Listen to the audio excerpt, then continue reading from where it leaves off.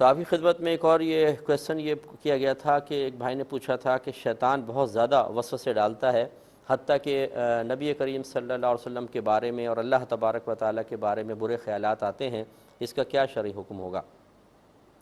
دیکھیں، پہلے تو ایک اصول یاد رکھیے گا کہ وسوسے اصل میں شیطان کی طرف سے ڈالے جانے والے گندے خیال کا نام ہے، اور اس میں انسان کے قدرت اور اختیار کا کوئی دخل نہیں ہوتا۔ وہ تو خود ہی آدمی بیٹھا ہوا ایک دم ذہن میں خیالات ڈال رہا ہے، دل میں خیالات ڈال رہا ہے، تو چونکہ اس میں ہمارا ارادہ شامل نہیں ہوتا، اس لیے وسوسے کتنے ہی خطرناک قسم کے آئیں اس پر کوئی گرفت نہیں ہے۔ اور دوسری بات یہ اصول یاد رکھیے گا کہ وسوسے اسی کو آئیں گے جس کے دل میں ایمان موجود ہوگا۔ جو بے ایمان ہوگا شیطان اس کو وسوسے کیوں ڈالے گا؟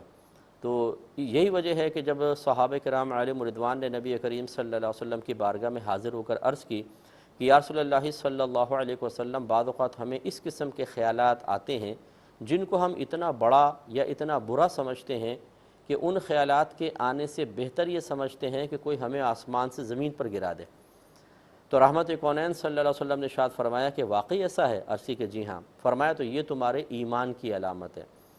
اب دیکھیں، یہ نہیں فرمایا کہ اچھا برے خیال کیوں آئے، اس پہ گرفت ہوگی، توبہ کرو اللہ کی بارگاہ میں یا اپنے ایمان کی فکر کرو، نہیں، بلکہ اس کو ایمان کی علامت قرار دیا۔ تو یہ اچھی طرح یاد رکھیں کہ وسوسہ آنا کوئی برا نہیں ہوتا، اللہ کے بارے میں بھی آ سکتا ہے، سرکار کے بارے میں آ سکتا ہے،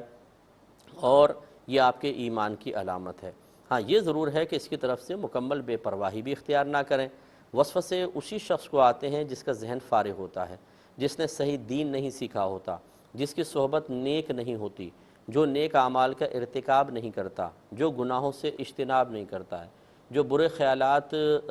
خراب قسم کے خیالات ذہن میں اور فضول خیالات آنے دیتا ہے، تو پھر وہ یقینی سی بات ہے کہ نفس و شیطان کے لیے اس کو گھیرنا بہت آسان ہے۔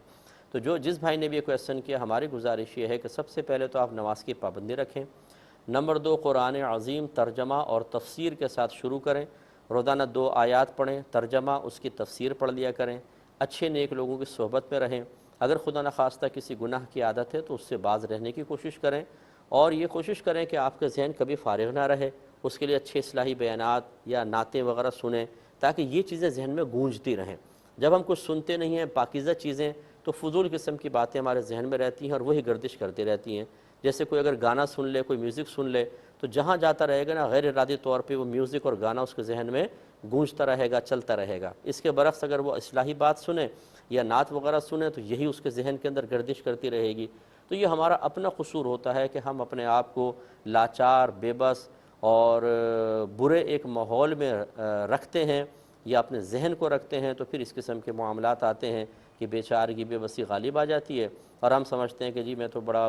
گر گیا ہوں وسوسوں کے اندر۔ تو بھئی تدارک بھی تو کریں، اگر آپ دھوپ میں ہیں تو سائے میں آئے، پانی میں ہیں اور سوکھنا چاہتے ہیں تو پانی سے باہر نکل کے کھڑے ہوں تو کپڑے سوکھ جائیں گے، لیکن ہم پانی میں کھڑے رہ کر چاہتے ہیں کہ کپڑے گیلے نہ ہوں، اور دھوپ میں کھڑے ہو کر چاہتے ہیں کہ ہمیں گرمی محسوس نہ ہو، ایسا نہیں ہو سکتا۔ تو یہ عملی قدم اٹھائیے، انشاءاللہ اللہ تعالیٰ بڑا آپ پر کرم فرمائے گا۔